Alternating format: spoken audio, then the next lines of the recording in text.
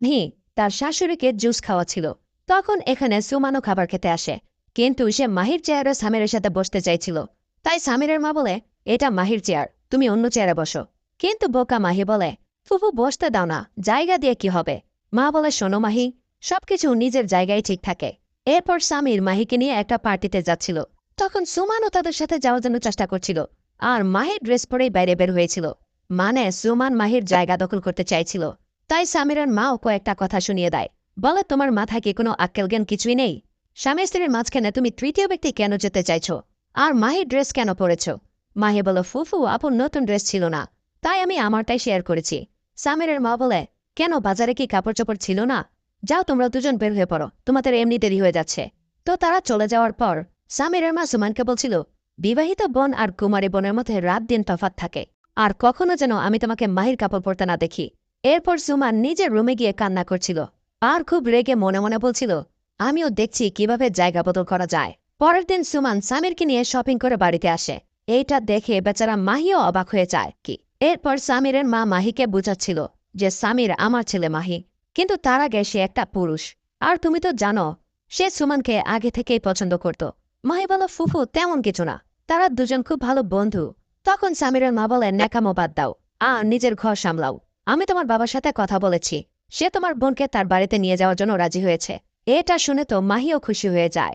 এরপর তারা সুমানকে ডেকে বলছিল, শোনো, তোমার বাবা রাজি হয়েছে, তুমি তোমার বাবার বাড়িতে চলে যাও।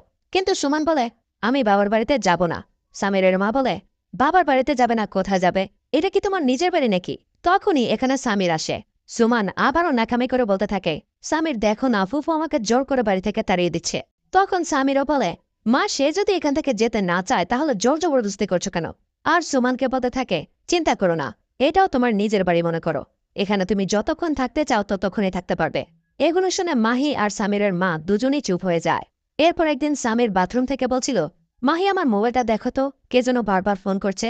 এরপর মাহি ওপরে গিয়ে মোবাইলটা দেখতে থাকে, আর সামিরকে মোবাইলের পাসওয়ার্ড জিজ্ঞেস করে। তখন সামির পাসওয়ার্ডটা বলতে থাকে, সেটা হচ্ছে SMN। এটা শুনে মাহি মনে করে এই পাসওয়ার্ডটা সুমানের নামে তৈরি করা হয়েছে। তাই তার আবারও মন খারাপ হয়ে যায়, আর ফুফুকে গিয়ে সব জানাতে থাকে। সামিরের মা বলে, এটা শুধু একটা পাসওয়ার্ড মাত্র, তবু আমি সামিরকে বলছি। মাহি বলে, কি বোঝাবে তুমি ফুফু?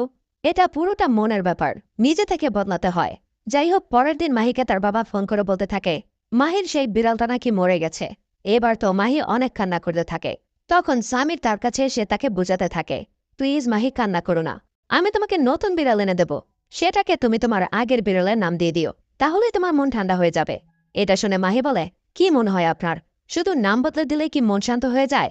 যে কারো জায়গা কি আরেকজন দখল করতে পারে? সুমান না হলে মাহি, মাহি না হলে অন্য কেউ, এমনই কি ভাবেন আপনি? এটা বলে মাহি তার বাবার বাড়ি চলে যায়। এরপর রাতে যখন মাহি বাড়িতে ফিরে আসে, তখন দেখতে পায় সামির সুমানকে নিয়ে খুব হাসতে হাসতে টিভি দেখছিল। মাহির তো এগুলো সহ্যই হচ্ছিল না, কিন্তু কি আর করার, মাহি তো নিজেই খাল কেটে কুমির এনেছে। এদিকে পরের দিন সামিরের মা অফিসের কাজের জন্য অন্য কোথাও যাচ্ছিল। তাই সে মাহিকে বলে যাচ্ছিল, আমি তোমাকে এই অবস্থায় কোনোদিন রেখে যেতে চাইছিলাম না, কিন্তু কি করব বলো, খুব ইম্পর্টেন্ট একটা কাজ, কিন্তু তোমাকে তোমার আর সামিরের খুব ভালো করে খেয়াল রাখতে হবে।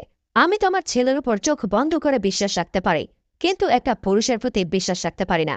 তবু তুমি চিন্তা করো না, 3-4 দিনের মধ্যেই আমি ফিরে আসছি, ততদিন তুমি সবকিছু সামলে নেবে, কিন্তু আমি তোমার সাথে কোনো খারাপ হতে দেব না, আর তুমিও নিজের কদম পেছাবে না।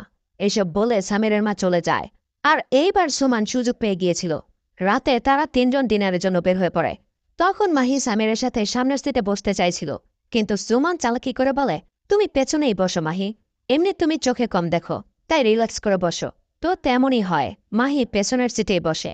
এরপর তারা সবাই যখন রেস্টুরেন্টে খাবার খাচ্ছিল, তখন সামিরের এক বন্ধু তার ওয়াইফকে নিয়ে আসে। তাদের পরিচয় হওয়ার পর ছেলেটা বলছিল, জনাব তাহলে বিয়েটা করেই ফেললেন না? আর ছেলেটা তার ওয়াইফকে বলছিল, জানো কত মেয়ে সামিরের আশেপাশে ঘুরঘুর করছিল, কিন্তু এই সামির সারাক্ষণ সমান সমান করে গেছে, কোনো মেয়ের দিকে চোখ তুলেও তাকায়নি। ছেলেটা সুমানকেও বলছিল, ভাবি কতটা ভাগ্যবান আপনি, পুরো পিওর একটা লাভার পেয়েছেন। কিন্তু এটা বলার পরেও সামির ছেলেটার ভুল ভাঙায় না, যে তার ওয়াইফ সোমান না মাহি ছিল। এই বিষয়টা মাহির কাছে অনেক খারাপ লাগে। যাই হোক, পরের দিন সোমান মাহির কাছে এসে বলছিল, মাহি আমার কাছে মনে হয় সামির তোমার সাথে অনেক অন্যায় করছে, কিন্তু মাহি বলে, কোনো ব্যাপার না, আমি তবুও খুশি আছি। সোমান বলে, সামির কি খুশি আছে? তখন মাহি বলে, এই প্রশ্ন আপনি করছেন কেন? সুমান বলে, আরে বোকা সাজার অভিনয় করো না। তোমাদেরকে যে কেউ দেখে বুঝে ফেলে তোমরা স্বামী স্ত্রী না, আর তুমি সামিরের ওয়াইফ কখনো হতেও পারবে না। মাহি বলে, আমি এই বিষয়ে আপনাকে কোনো কথা বলার অধিকার দেইনি, আপনি যান এখান থেকে। সুমান বলে, তোমার কি সত্যি মনে হয় যে আমার তোমার কাছ থেকে অনুমতি নেওয়ার প্রয়োজন আছে? আমি এখান থেকে যাব না, তুমি যাও এখান থেকে বাবার বাড়িতে, কারণ আমি সামিরের জীবনে আবার ফিরে এসেছি। এখন আমি তোমাকে সত্য বললে তুমি কষ্ট পাবে, কিন্তু তবুও আমাকে বলো তো, তুমি কি সামিরের যোগ্যতা রাখো? সে কি আজ পর্যন্ত তোমাকে তার ওয়াইফ হিসেবে কবুল করেছে? মাহি কান্না করতে করতে বলে, আপনি কে স্বামী স্ত্রীর বিষয়ে কথা বলার? সুমান বলে, বোকা মেয়ে তুমি। তুমি এখনো পর্যন্ত তোমাদের রুম থেকে আমার ছবিটা পর্যন্ত বের করতে পারোনি। সামিরের বন্ধুরা বিশ্বাস করতে পারে না তুমি সামিরের ওয়াইফ, আর সামিরও তাদের ভুল ভাঙাতে চায় না। আসলে সামিরের আমার মতো আপ টু ডেট ওয়াইফ দরকার। তাই অপেক্ষা না করে ব্যাগপত্র গুছিয়ে বের হয়ে যাও। এসব শুনে মাহি অনেক কান্না করতে থাকে। মাহি বেচারির সামিরের সাথে কাটানো পুরনো স্মৃতিগুলো অনেক মনে পড়তে থাকে। আর ফাইনালি পরের দিন সকালে বাড়ি থেকে বের হওয়ার জন্য তৈরি হয়ে যায়। আয়নার সামনে দাঁড়িয়ে ভাবতে থাকে, আমি প্রথম দিন থেকে যেখানে দাঁড়িয়েছিলাম সেখানেই দাঁড়িয়ে আছি, কিন্তু আমি তো আপনাকে অনেক ভালোবেসে ফেলেছিলাম। এখন আমার দম বন্ধ হয়ে যায়। একটা আবার যদি বুঝতে পারতেন যে আমি আপনাকে কতটা ভালোবাসি। এরপর মাহি তার ব্যাগ নিয়ে বের হয়ে যাচ্ছিল, কিন্তু তখনই তার সামনে সামিরের মা এসে পড়ে। সে তো মাহির এই অবস্থা দেখে অবাকি হয়ে যায়, আর রুমের ভেতরে নিয়ে বলছিল, আমি যদি ঠিক সময় মতো না আসতাম তাহলে তো তুমি বেরি হয়ে গিয়েছিলে। মাহি বলে, আমি এখনো থামবো না ফুফু। তার ফুফু বলে, আমি তোমাকে এই বোকামি করতে দেব না। আমি সামিরকে জিজ্ঞেস করব, সে তোমাকে কি এমন বলেছে যে তুমি বাড়ি থেকে বের হয়ে যাচ্ছ? মাহি বলে, কি জিজ্ঞেস করবেন আপনি? যে তুমি মাহিকে ভালোবাসতে পারলে না কেন? প্লিজ ফুফু, এমনি আমি অনেক করুণার পাত্রী হয়ে রয়েছি, আমাকে আর লজ্জা দেবেন না। আমি তার মুখে একটা কথাও শুনতে পারবো না। সামিরের মা বলে, বন্ধ করো এসব। ওই সোমান তোমাকে মিথ্যা বানোয়ার 2-4টা কথা শুনিয়ে দিল, সেজন্য তুমি বাড়ি থেকে চলে যেতে চাইছো? তুমি পারলে না তাকে বাড়ি থেকে ধাক্কা দিয়ে বের করতে? তুমি সামিরের বউ, সুমান না। সামির তো তোমাকে কিছুই বলেনি নিজের মুখ দিয়ে, তাই না? মাহি বলে, তাহলে ফুফু আমি এখন করিটা কি? তার ফুফু বলে, কি করবে আবার? বের করে দাও সুমানকে। আর এটা তোমাকে একাই করতে হবে, কারণ ভালোবাসার অধিকার নিজেরই আদায় করে নিতে হয়। এটা শুনে মাহি নিচে যায়, কিন্তু সোমান তার সামনে এসে বলছিল, তুমি এখনো বের হওনি? আমি না দেখলাম তুমি ব্যাগপত্র নিয়ে বের হয়ে পড়েছ? তখন সামিরের মা ভেতরে ঢুকে বলে, তুমি তাকে ব্যাগ নিয়ে বের হতে দেখলে, আর আমাকে ভেতরে ঢুকতে দেখনি? এরপর মাহি সুমানের ঘরে গিয়ে তার ব্যাগপত্র গুছিয়ে দিতে থাকে, আর এখনই তাকে বাড়ি থেকে বের হয়ে যেতে বলে। সুমান বলে, তোমার এত সাহস কি করা হয়? এবার মাহি বলে, এইবারের মালিক আমি। সুমান হেসে বলছিল, নিজের চেহারা দেখেছ আয়নায়? মাহি বলে, মালিক হতে চেহারা দেখতে হয় না, ভাগ্য লাগে, যেটা আপনি আপনার নিজের হাতে নষ্ট করেছেন। সুমান বলে, এজন্যই তুমি সামিরের বউ হওয়া সত্ত্বেও সামিরের মন পাওনি। মাহি বলে, এটা বলার অধিকার আমি আপনাকে দেইনি, আমাদের ফ্যামিলি ম্যাটারের নাক গলাবেন না। সুমান আবারও বলে, তাহলে চুপচাপ সামির আসার আগেই ব্যাগ গুছিয়ে বের হয়ে পড়ো। তখনই সামিরের মাও আসে, জিজ্ঞেস করে কি হচ্ছে এখানে।